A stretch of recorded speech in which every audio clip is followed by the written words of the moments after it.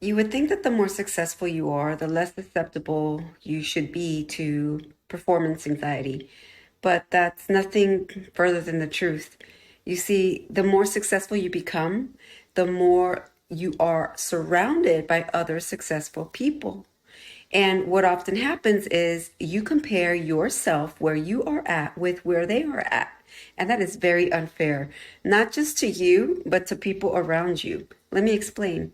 You see, other people, you only have what I call a front row view, front row seat to their performance at work, everything that they're doing, that they're crushing and getting recognitions for, right? Getting recognized for it.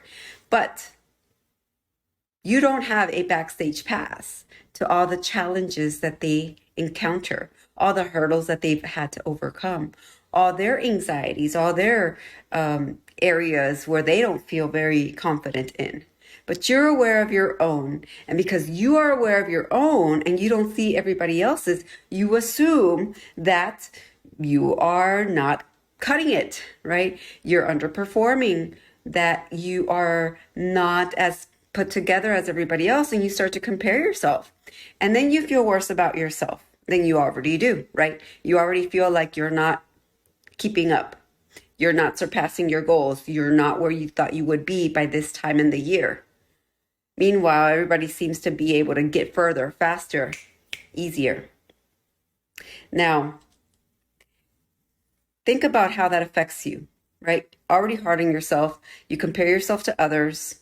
You become even harder on yourself.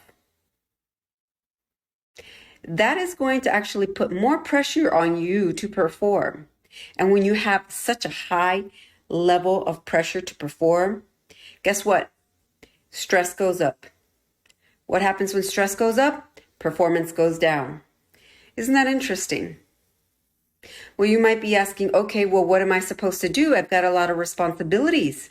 I've got a lot of people depending on me. I have to perform well. I have to meet quota. I have to be able to prove myself. I was given this opportunity to lead this team to succeed, and I'm not doing it. I don't feel like I'm doing what I should. I'm performing at a level that I should. But that is only going to make you either one, overwork, or two, procrastinate. So you become either a over-preparer, overworker, or a procrastinator. And then guess what? What happens? All right, we know what happens if you procrastinate. That's pretty easy.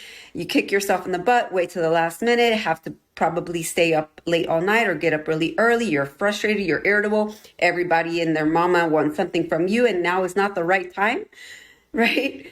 And you put a lot of pressure on yourself. And because of all that pressure, perhaps your performance will not be that good at the end of the day after having procrastinated. On the other end of the spectrum, right, is overworking. Again, irritable, don't have time for anything else, cutting back on sleep, not really engaging with your loved ones. They're getting frustrated and complaining about how you can't step away from work. And so you overwork. And because you're low on sleep and low on gas, and did you eat and eat right, by the way, then guess what? You're not able to give your best foot forward in either scenario. So what I want you to do instead is, first of all, take a step back and ask yourself, am I really not cutting it here? Okay. I can see where I can improve in this area. What do I need to do to address this issue? Or am I being a perfectionist? Am I focusing on the wrong things? Right? Think 80-20 principle. Is this really what I need to be putting all my energy and effort and time into, or am I just being nitpicky?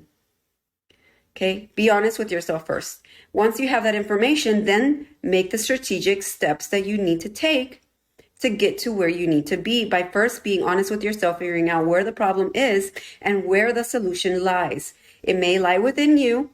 It may lie within a team member. Don't be afraid to ask for help. It's not a sign of weakness. It's a sign of success, because successful people go and get the support that they need to succeed.